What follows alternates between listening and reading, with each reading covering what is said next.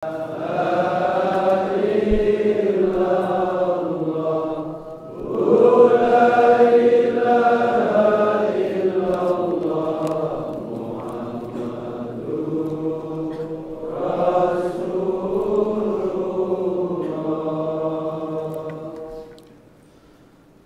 hadhini ahwaliknidin salli ala hadrati Nabil Mustafa Rasulillah sallallahu alaihi wasallam wa ilaihi wa nimna lambil mursalin wa lalu syahadu wa salin wa malakatul muqarrabin khususan sahana al-akbar mumjinaid al-Baghdadi wa khususan yang sandur malam Sayyid Abdul Halim Mublas Ramam Baik bin Wajwajim wa duratim walim al-Fatihah.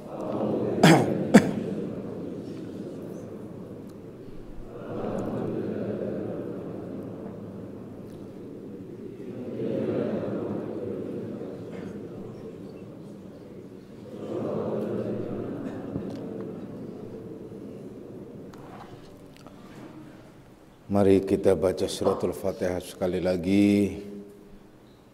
Tentunya kita jadikan doa untuk kita semua, bagi kita, keluarga kita yang sedang sakit dan kena musibah. Semoga Allah Subhanahu wa taala mengangkat sakit dan musibahnya. Begitu juga untuk almarhum, almarhumah, baik orang tua, anak, saudara, atau teman kerabat yang dekat. Semoga Allah Subhanahu wa taala melimpahkan ampunan baginya. Bagi yang sedang kesulitan, kesusahan dalam urusan rezeki, semoga Allah Subhanahu wa taala melapangkan rezeki dan berlimpah dengan berkah, amin ya rabbal alamin. Begitu juga untuk kita semua dalam hal urusan rumah tangga, semoga Allah Subhanahu wa taala menjadikan rumah tangga kita sebagai rumah tangga yang sakinah, mawaddah warahmah, amin.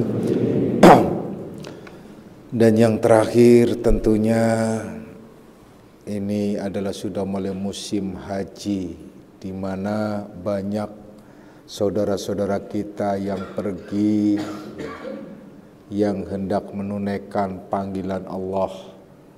Kita doakan juga semoga Allah Subhanahu wa taala melimpahkan keselamatan perjalanannya, dan insyaallah mudah-mudahan mereka semua yang lurus, yang niatnya ikhlas, Allah benar-benar menjadikannya sebagai haji mabrur, amin ya rabbal alamin.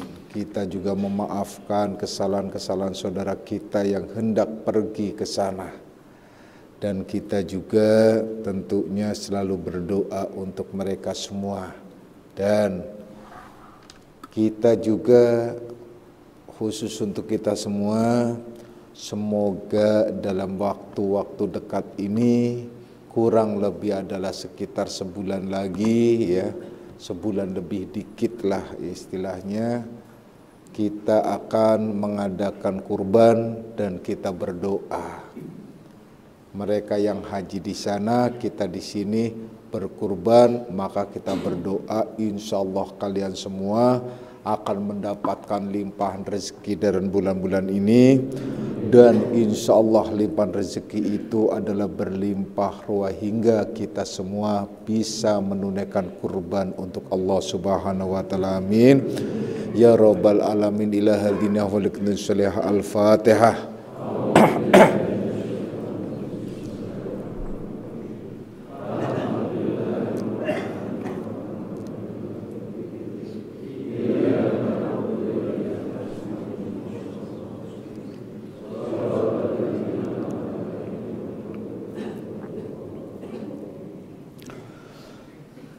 Assalamualaikum warahmatullahi wabarakatuh. Alhamdulillah, alhamdulillahilladzi karrama bani adama wastafa minhumul ulama wa ikhtara minhumuz zuhada wal hukama wal kurama wa faddala minhumul arifina billahi was sifat wal asma wa azaqahum lazzatal mahabbati wa atallahum haqiqatil asya'i minal ardi was sama. Wassalatu wassalamu ala sayyidina Muhammadin khatamil anbiya alladzi khuliqa min zatihi wa minhu jami'ul asya. Wa ala alihi wa ashabi sadatil awliya wa ala tabi'in wa tabi'it tabi'in lahum bi ihsanin ila yaumil jazaa. Subhanaka la ilma lana illa ma 'allamtana innaka antal alimul hakim. Wala haula wala quwwata illa billahil aliyil azim. Amma ba'du. Ma'asyiras salikin, kaum bapak dan kaum ibu jamaah pesantren Akmaliyah, anak-anak rohaniahku semuanya, baik yang hadir secara jasmani maupun nafsani, baik yang mendengarkan langsung di pesantren Akmaliyah maupun yang melalui radio online Akmaliyah. Insya Allah mudah-mudahan di malam hari ini kita bersama-sama mendapatkan limpahan rahmah, maghfirah serta hidayahnya. Amin ya robbal alamin. Anak-anakku semuanya, mari kita lanjutkan kajian kita di dalam membahas kitab Syarah Hikam Ibnu Athaillah, di mana pada kajian yang lalu telah dibahas beberapa pengertian, terutama ialah penjelasan tentang orang-orang yang nurullah, cahayanya itu mendahului daripada zikir, dan ada pula orang-orang yang zikirnya mendahului daripada cahayanya, nurnya, dan ada pula orang yang zikir dan cahayanya itu, nurnya itu bersamaan, dan ada pula orang yang tidak mempunyai cahaya dan juga tidak mempunyai zikir. Ini yang dikehendaki dengan na'udzubillahi min dzalik. Semoga kita terlepas dari golongan yang keempat itu. Amin ya robbal alamin. Kemudian kita akan melanjutkan kajian-kajiannya terkait dan masih erat hubungannya dengan masalah cahaya, nur, dan zikir. Mu'alif menjelaskan, maka zahiru zikrin illa an batini syuhudi wa fikri. Saya ulangi lagi, maka zahiru zikrin illa an batini syuhudin wa fikrin, yakni tidak akan terjadi suatu zikir pada lahiriahnya kecuali timbul dari pemikiran dan kesadaran atau yang disebut penglihatan, penyaksian batiniyah. Anak-anakku semuanya, ini kritikan tajam untuk kita sebenarnya. Banyak orang yang berzikir hanya sebatas zikir. Zikirnya itu adalah hanya di permukaan. Ini orang-orang yang zikirnya itu boleh disebut juga mendahului daripada nurnya. Maksudnya di sini bahwa zikir itu tidak akan menjadi sebuah zikir yang benar dan baik, zikir yang bermanfaat bagi jasmaniah dan ruhaniyahnya atau nafsaniyahnya, melainkan apabila zikir itu diawali oleh niat, sikap hati yang baik dan benar sesuai dengan ilmu yang telah diterimanya. Anak-anakku semuanya, pada kajian yang lalu kami telah menjelaskan kepada kalian semua bahwasanya setiap zikir itu mempunyai keistimewaan. Keistimewaan itu tentunya sesuai dengan kadar derajat masing-masing, makom derajat dari orang yang berzikir itu sendiri. Kualitas zikir itu tergantung pada sikap hati seseorang. Sikap hati seseorang menentukan zikir itu manfaat dan tidaknya. Sikap hati seseorang menentukan zikir itu adalah istimewa atau tidak. Terlebih lagi dibarengi oleh makom derajat seseorang. Contohnya sederhana. Apa saja apabila dipegang oleh seseorang yang mempunyai status, itu jadi lebih dan mudah atau mungkin tambah indah. Mungkin perumpamaan yang paling sederhana sih untuk kalian ya, bagi mak-mak atau bapak-bapak yang aktif di medsos ya. Sering ada istilah endos. Itu apa tuh endos? Itu nggak tahu saya sendiri. Itu istilah. Nah, di mana ada barang-barang atau pakaian ya, sengaja ditampilkan dan dipakai oleh orang-orang tertentu yang dianggap adalah orang yang sudah dikenal. Ini dalam status makom atau derajat istilahnya. Dipakai sama dia, iya memang cakep sih, karena orangnya juga udah cakep, nah itu loh. Baju contohnya, nah itu loh. Dipakai kemudian ditampilkan, akhirnya banyak manfaatnya baju itu bagi orang yang punya dagangan baju itu. Tersebarlah dan mudah dan memang cakep, tapi giliran dipakai oleh orang yang beli kok nggak sama ya cakepnya, indahnya kok nggak sama ya. Jelas yang pakai itu bajunya, yang pakai baju menampilkan iklan endos itu, yang mengendos itu tentu saja beratnya 50, badannya dan lain sebagainya, dan bajunya pakai yang ukurannya cakep, semampai, jenjang, cantik. Yang beli berat badannya 80, pinggang gak punya, jadi nyaris persis kayak drum dikurung truk jalan gitu loh. Ya beda, masa orang mau mengendos orang yang badannya nggak punya pinggang? Ya enggak lah. Tentu saja yang cakep ini maksudnya makom derajat. Dalam wilayah rohaniah berlaku itu loh. Berlaku. Benda apa saja yang saya sentuh, insya Allah ada manfaat khusus. Ada manfaat khusus dan efek khusus. Makanya kalian seumpamanya ada bersentuhan dengan saya atau benda-benda, insya Allah ada. Itu karena apa? Energi khusus.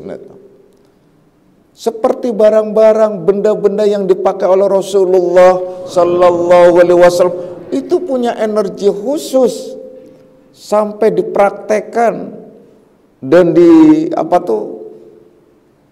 didemonstrasikan, istilahnya berbetulan, bukan demonstrasi sengaja, berbetulan Sayyidina Ali waktu itu mau melawan orang yang menghina Rasul, yang menantang Rasul. Marah Sayyidina Ali. Kenapa?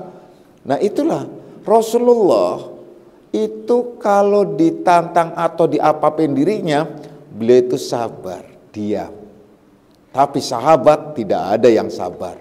Boleh nggak sahabat tidak sabar? Karena Rasul boleh banget, memang seharusnya, karena ia dalam melindunginya. Entah itu Sayyidina Ali, Sayyidina Umar, bahkan waktu Rasulullah Sallallahu Alaihi Wasallam meninggal saja, wafat, beliau itu wafat, Itu Sayyidina Umar tuh belum mengakui bahwa beliau itu wafat. Sampai beliau itu keliling-keliling kota, siapapun yang mengatakan bahwa Rasulullah itu wafat, saya penggal lehernya, mengacungkan. Karena apa? Karena cintanya, dan nggak percaya bahwa kekasihnya itu wafat. Jadi karena cintanya. Tapi akhirnya setelah dilerai oleh Sayyidina Abu Bakar, disadarkan Umar, Rasul juga manusia biasa yang berjasmani. Jasad ini akan terpisah dari ruhani, dan jasad ini pasti harus ditinggalkan. Beliau memang sudah wafat, sadarkan. Sayyidina Umar itu langsung jatuh, nangis, terseduh-seduh dan lain sebagainya. Itu saat-saat duka bagi para sahabat, itu contoh ya, begitu dahsyatnya. Sayyidina Ali maju, akhirnya pas mau maju Rasulullah memanggil, "Li, nih pakai jubahku dan pakai pedangku." Dengan sekejap, artinya loncatan tertentu, orang itu tertebas mati gitu loh. Yang menurut ya hitung-hitungan fisik itu tidak akan mungkin. Nah, itulah. Jadi diabaikan. Seperti siapa? Seperti si Lalu. Nah, ya. Yang tiba-tiba juara dunia. Nah, itulah. Akhirnya apa? Ribut semuanya. Ya kan? Allah itu kalau sudah mau mengantarkan rezeki, itu gampang saja. Namanya aja lalu. Lalu, ya lalu. Nah, itulah. Lalu Muhammad Zuhri ya, itu Allah kalau udah orang yang gak ini, terlepas dia orang mau ngasihnya itu karena pamrih atau masa bodoh, Allah ngirim aja rezeki berlimpah sampai ke ustad ikut-ikutan ngumpulin dana gitu loh tuh. Nah, ngumpulin dana untuk si lalu lalang itu loh. Kenapa? Karena Allah kalau sudah mau menganugerahkan, itu kapan saja bisa saja. Yang namanya dia ada nggak sih kepikiran? Enggak kepikiran. Dia akan dapat macam-macam. Dia itu adalah ya karena hobi dan senangnya melakukan apa yang harus dilakukan. Dia benar-benar itu nggak diperhitungkan sama sekali. Ya anak gitu kecil mukanya aja nggak meyakinkan. Ya pantas saja ofisial yang di sana juga kayaknya nggak mungkin deh. Mesti adalah sana-sana. Tapi nyatanya larinya sama atau lebih cepat daripada singa.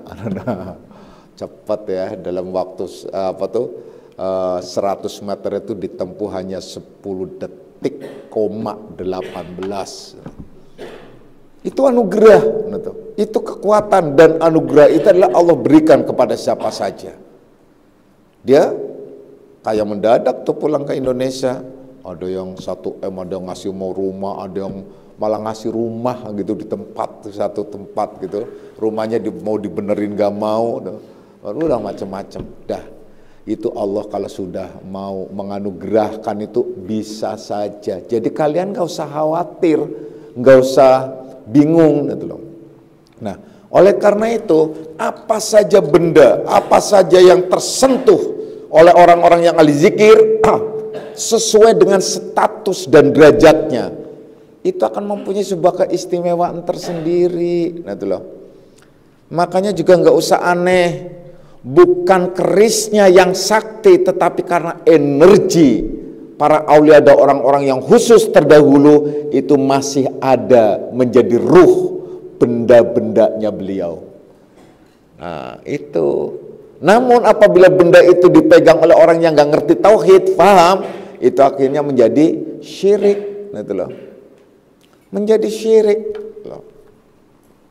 Nah, ini cincin saya, kalian kalau pakai nggak usah khawatir, kalian nggak akan kelihatan kalau jalan malam hari.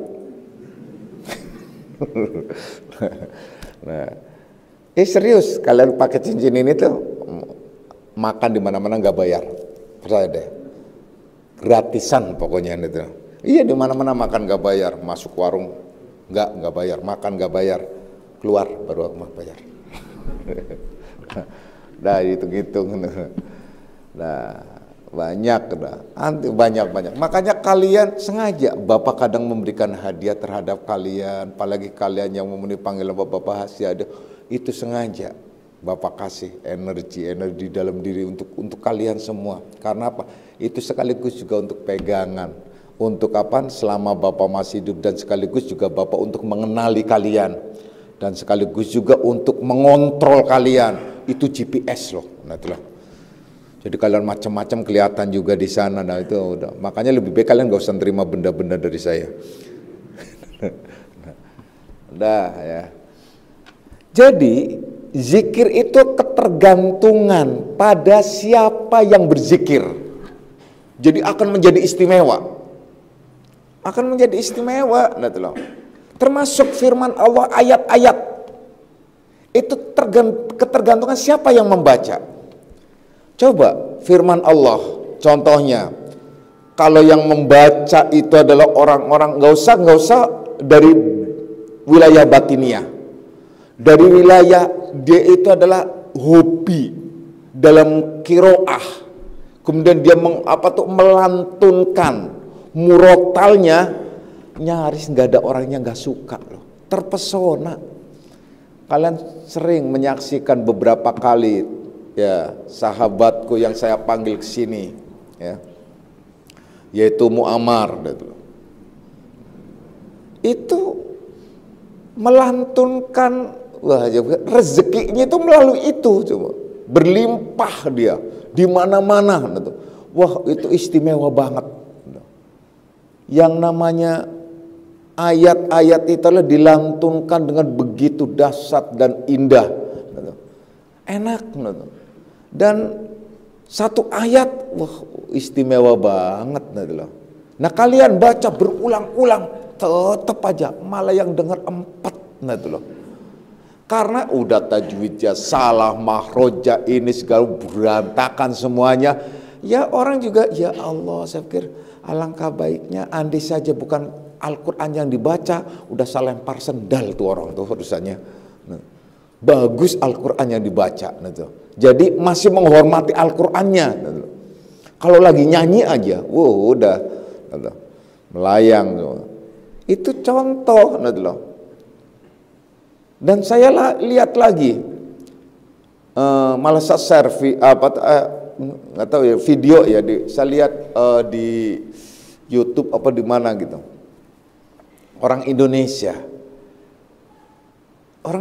tuh pinter-pinter kiroknya itu, bagus-bagus, yang juara internasional dan yang abadi itu juga, yang legendaris juga Indonesia. Nah, Indonesia ada dipanggil oleh orang Turki, orang-orang Turki di sana, orang Turki ya, orang Turki Pakistan gitu, orang Pakistan. Nah, nggak tahu tradisi Pakistan tuh macam apa. Tradisi Pakistan tuh kalau dengar ayat-ayat Al-Quran tuh kayak orang-orang Pantura yang lagi denger dangdutan. Ini lantunannya indah sekali. Semuanya Allah itu sambil nyawer, saweran gitu loh.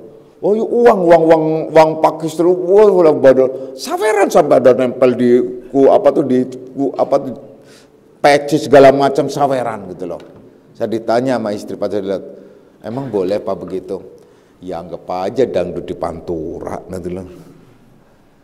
Saweran, nyawer gitu. Itu kan ini terlepas dari baik atau tidak aja, begitu istimewanya. Coba kalau yang baca kalian dipanggil ke Turki, gitu, disawer sama apa, batu, blok. Karena 4 kan. Nah, karena dia kan lantunannya indah dan sebagainya, itu sebagai contoh ya.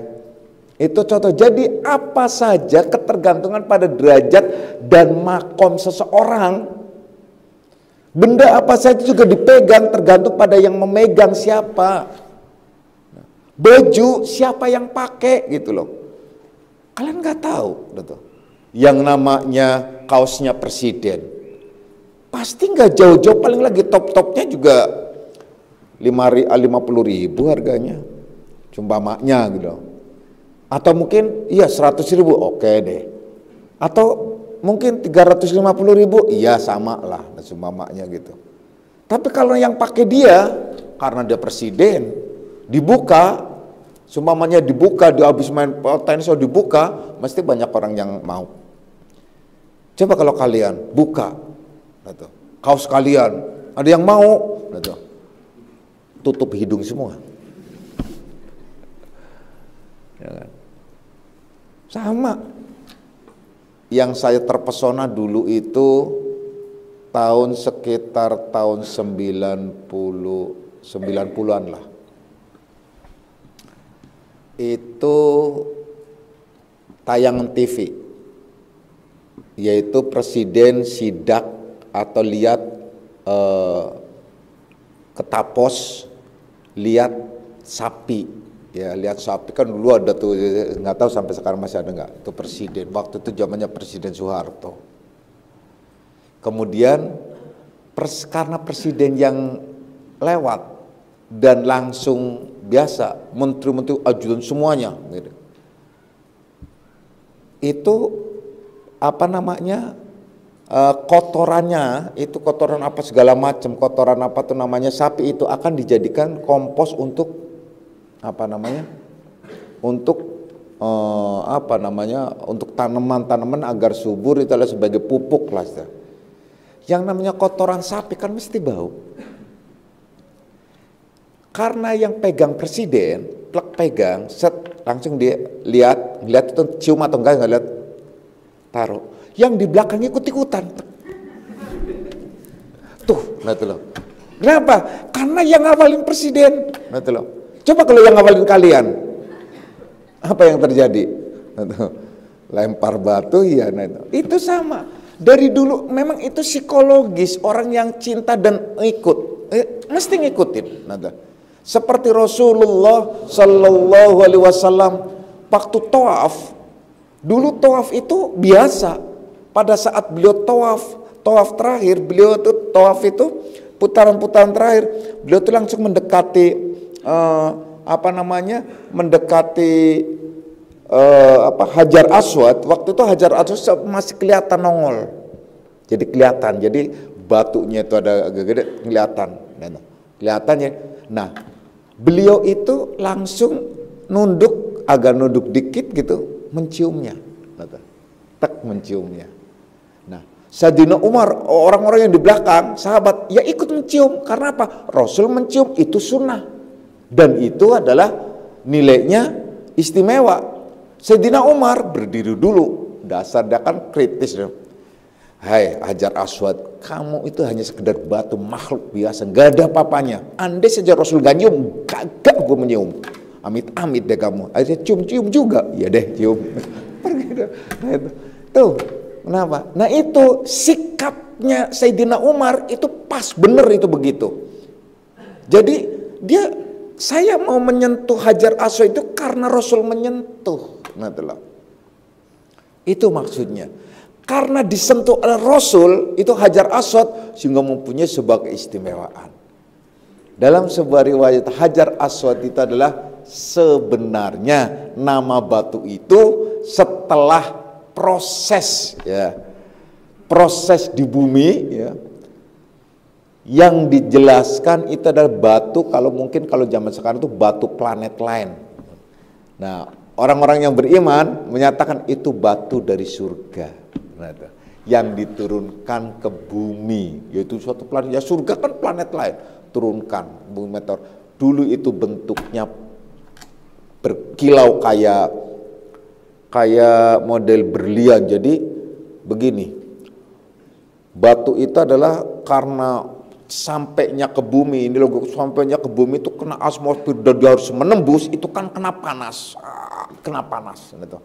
Kena panas dia makin kilo sampai ke bumi itu akhirnya terlebih lagi setelah memulai proses ada menjadi hitam, tapi itu batu sebenarnya keras gitu. Namun kerasnya batu itu akhirnya dimanfaatkan oleh orang-orang tertentu, dicongkel macam-macam, yang akhirnya batu itu hingga tinggal dikit, tipis, makanya akhirnya diberi casing. Nah, agar tidak disalahgunakan oleh orang-orang tertentu, diberi casing. Nah, sekarang yang kelihatan di Ka'bah itu adalah casingnya.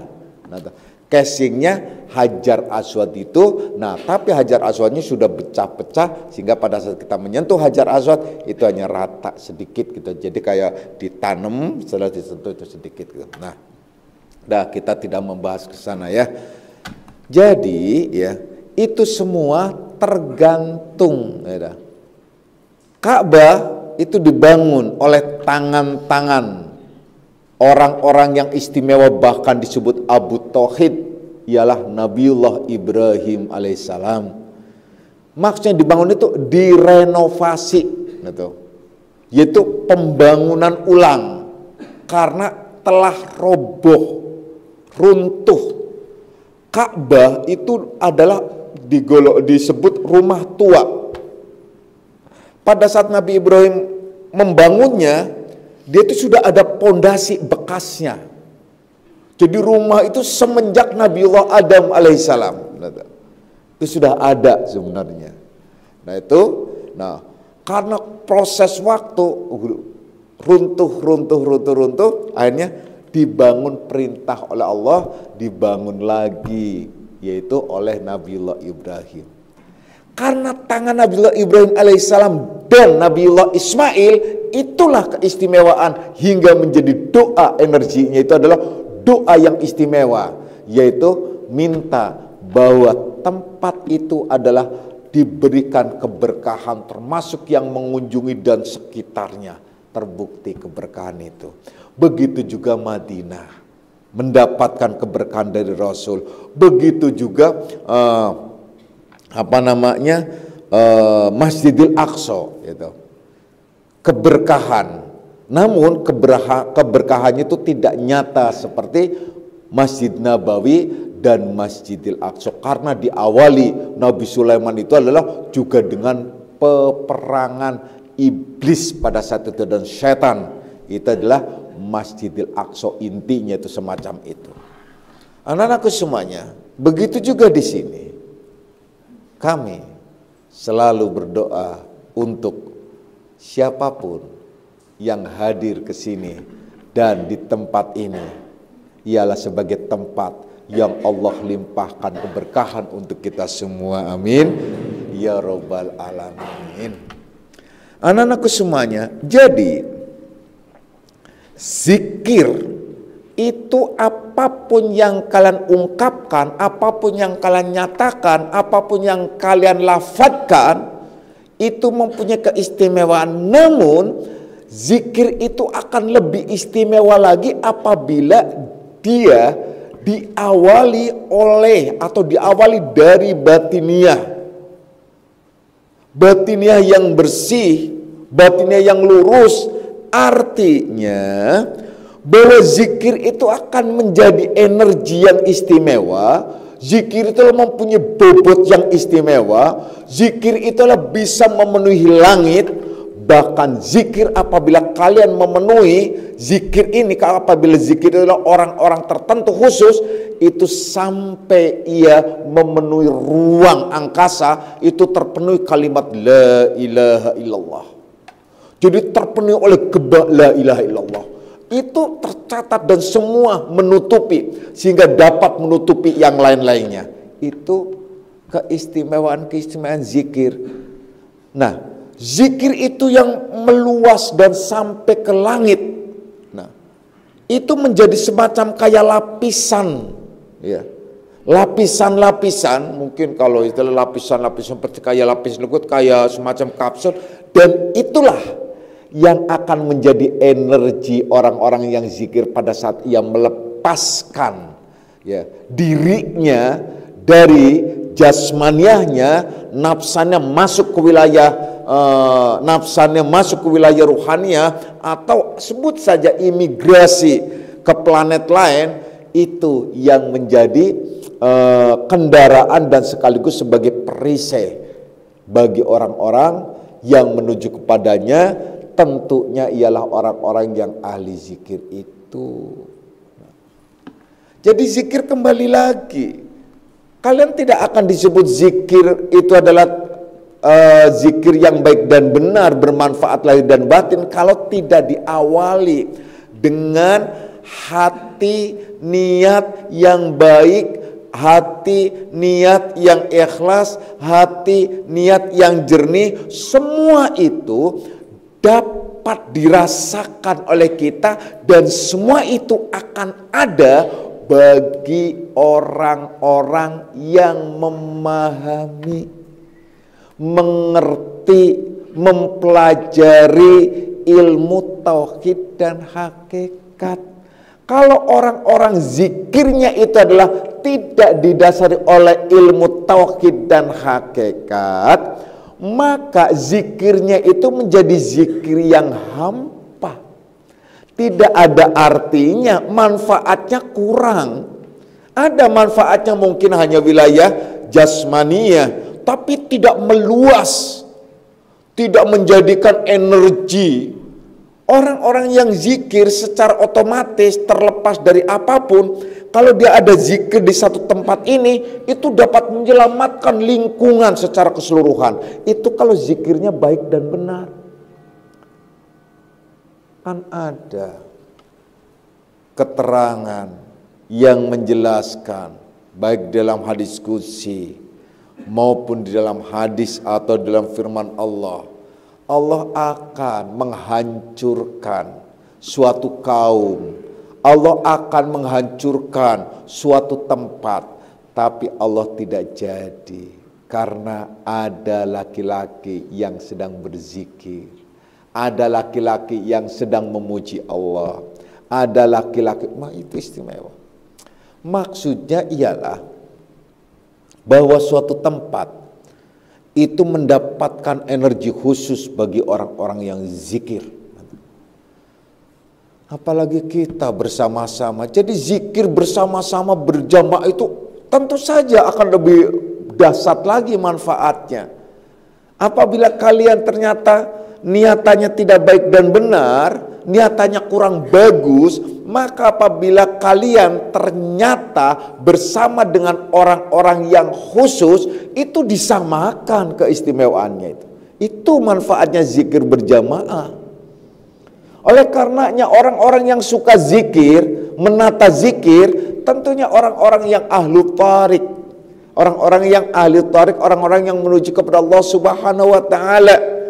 Karena zikir di sini tidak akan menjadikan satu keistimewaan bagi orang yang melakukan zikir itu, kecuali apabila ada kesadaran di dalam dirinya, pikiran yang jernih, kesadaran yang penuh di dalam hati, dengan basyiratul qalbi, penglihatan hati.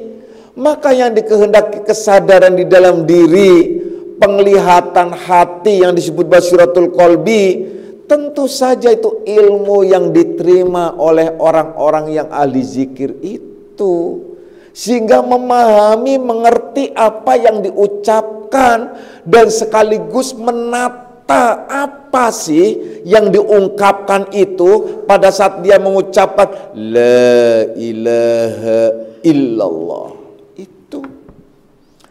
Kalau tata cara dan strategi tata cara ya kaifiat itu juga ada keterkaitannya, seperti kalian pada saat zikir la ilaha illallah, itu hentakan mulai dari lambung dihentakan naik sampai ke dada, kepikiran, setelah kepikiran kemudian turun, dihentakan lagi ke dada kiri yaitu jantung, di mana itu adalah pusat untuk semburan darah, sehingga darah semua yang mengalir dalam diri kita ialah dilalui oleh zikir. Dengan dilalui oleh zikir, semua setan-setan yang ada di setiap sel darah itu secara otomatis dia adalah tunggang langgang harusnya.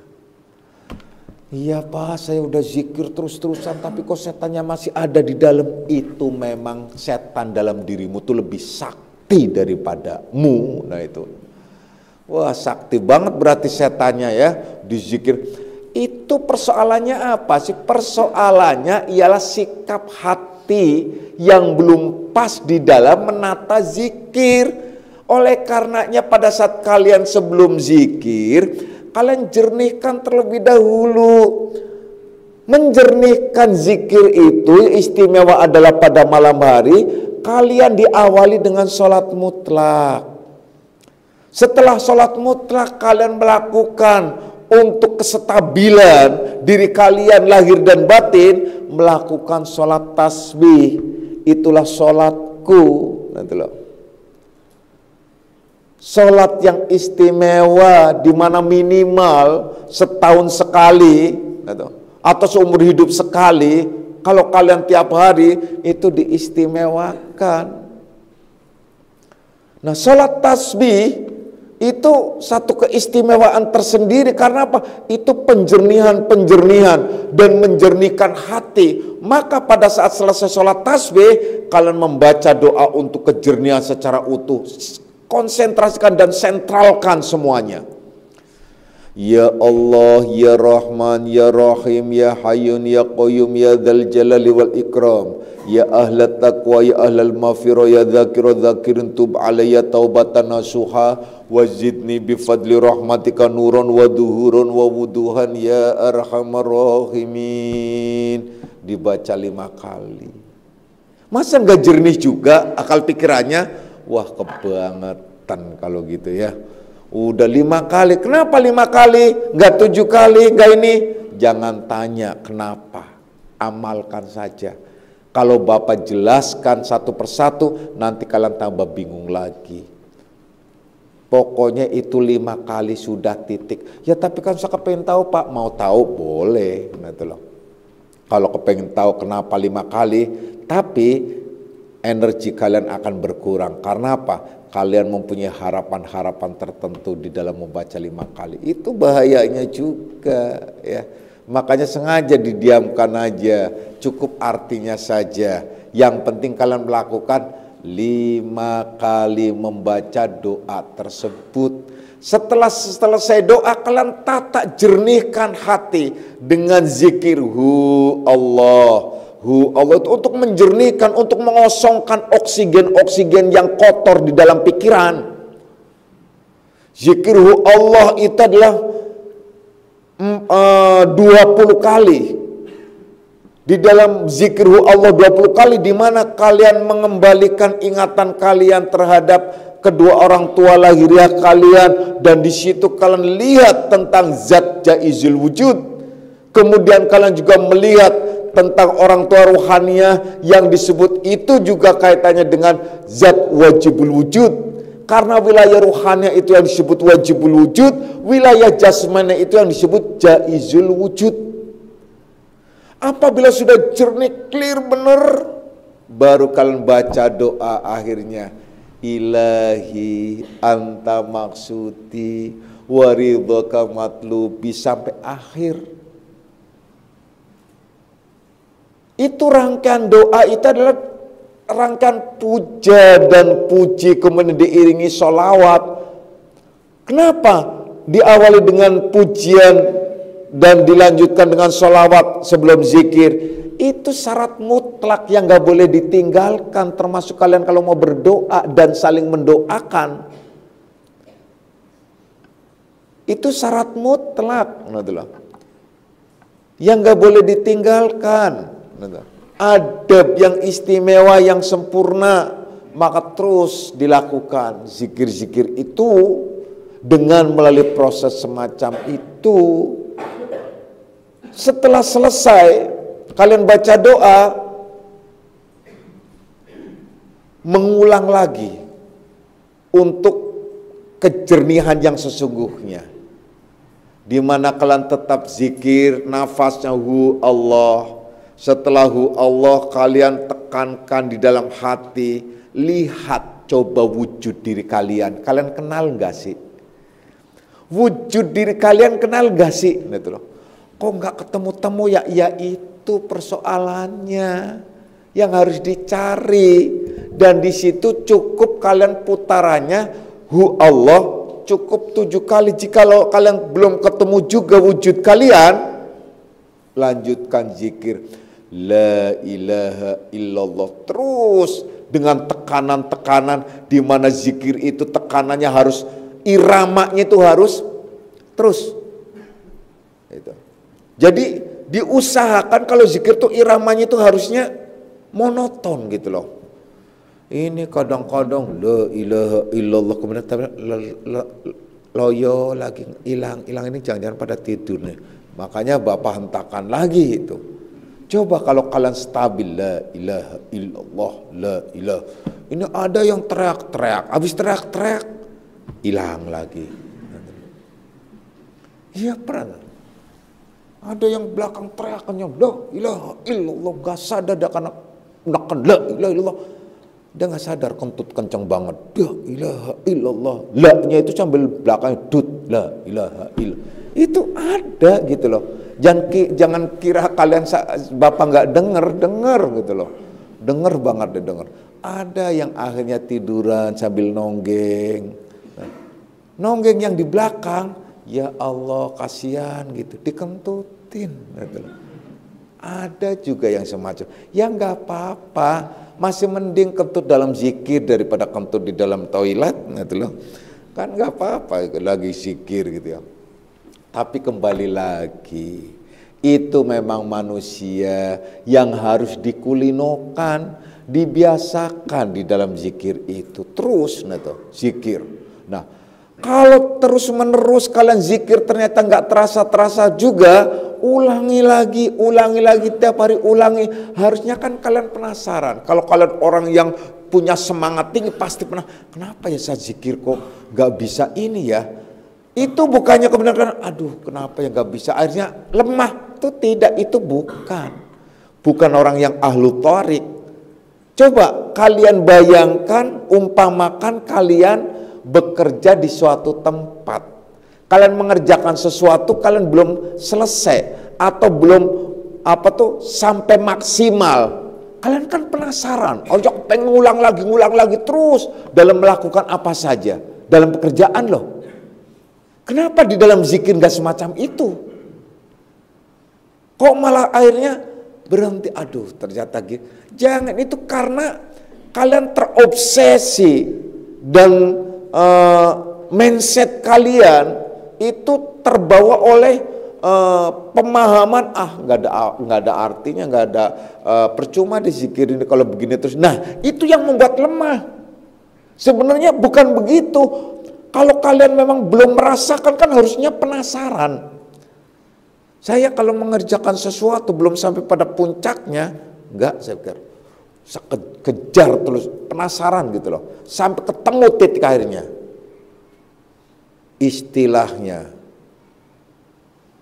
kalau orang Brebes bilang tuh, Bapak sukanya all out. Jadi apa-apa tuh langsung gitu loh. Jadi ya sudah, apa saja, dalam hal apa saja, itu udah rawe-rawe rantas, malang-malang putung, istilahnya, gitu.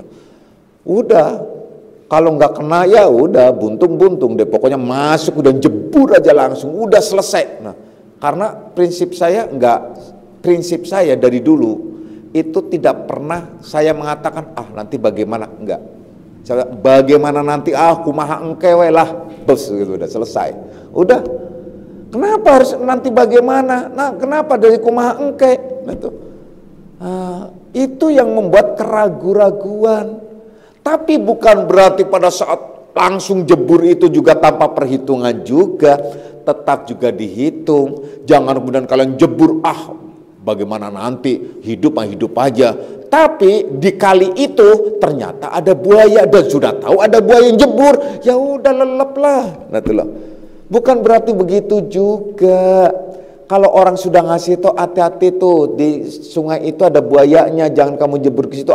Kumaha engke. Nah itu mah bukan kumaha engke, itu namanya orang ngelalu. Apa ngelalu itu? Nekat. Bukan begitu maksudnya juga ya. Artinya walaupun bagaimana nanti itu dalam posisi tetap perhitungan bahwa yang sekira-kira di depan juga tidak membahayakan. Nah, yang fatal, maksudnya ya kalau sedikit-sedikit kesleo mah itu wajar. Nah, itu macam kalau basah-basah ya memang harus, dan kalau kesandung-sandung jatuh jungkir balik dikit ya udah, memang itu menjadi seni dan nikmatnya perjuangan dan seterusnya macam itu. Tapi kalau kedebuk masuk langsung ditangkap sama buaya, itu bukan perjuangan, namanya bunuh diri. Nah, itu loh. Nah ya, anak-anakku semuanya, jadi kembali lagi, zikir kalian akan menjadi sebuah keistimewaan. Zikir itu akan diperhitungkan, zikir itu akan tenar di langit, zikir itu akan menggema bahkan sampai memenuhi ruangan langit apabila diawali dengan syuhud dan musyahadah. Itu yang dikehendaki dari tadi ya. Jadi diawali syuhud dan musyahadah. Bagaimana rangkaiannya syuhud dan musyahadah? Rangkaiannya yang tadi Bapak jelaskan, mulai dari kalian hu Allah, kemudian melihat tentang zat wajibul wujud, melihat zat jaizul wujud, sampai kepada melihat tentang diri kalian. Itu rangkaian syuhud dan musyahadah untuk menekankan, mengerti keadaan kondisi yang sesungguhnya itu semacam itu. Maka pada saat kalian berzikir, walau sedikit sekalipun zikirnya, itu udah istimewa. Tapi jangan kurang dari 1000 kalau malam hari, minimal 1000 kalau zikir la ilaha illallah. Kalau Allah minimal 1980, itu kalau zikir Allah. 980 gitu ya. Kemudian kalau kalian zikirnya itu apa tuh? Zikir di malam hari kurang dari 1000 la ilaha illallah, itu persoalan. Sedang 2000, banyaknya 4000. Nah, itu dicukupkan. Kalau mau kuat sampai 4000 boleh, tapi harus istiqomah ya, dikit-dikit lah. Sewaktu-waktu cuma pengen 4000 cobain.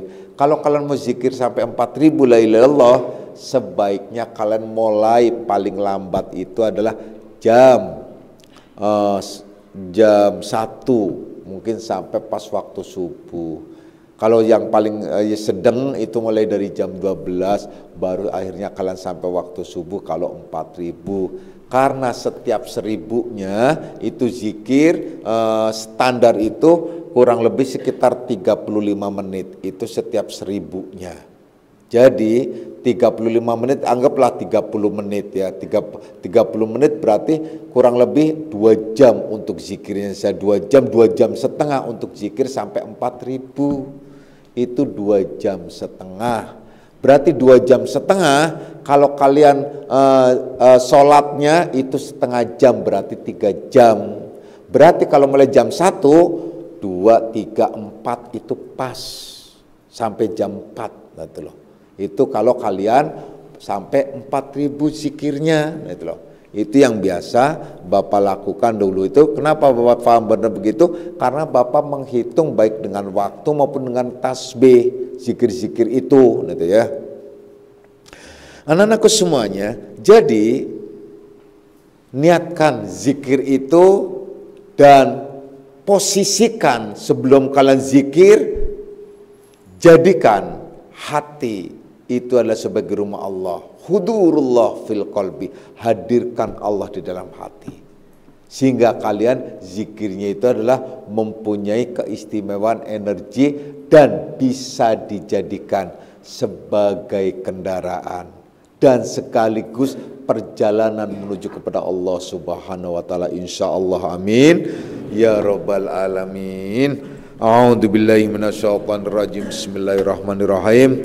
Raditu billahi rabban lamidinan wa bi Muhammadin nabiyya. Raditu billahi rabban lamidinan wa bi Muhammadin nabiyya. Raditu billahi rabban lamidinan wa bi Muhammadin nabiyya. Asyhadu an la ilaha illallah wa asyhadu anna Muhammadar Rasulullah. Hadanallahu ikum ajma'in wa lafu minkum. Wassalamualaikum warahmatullahi wabarakatuh.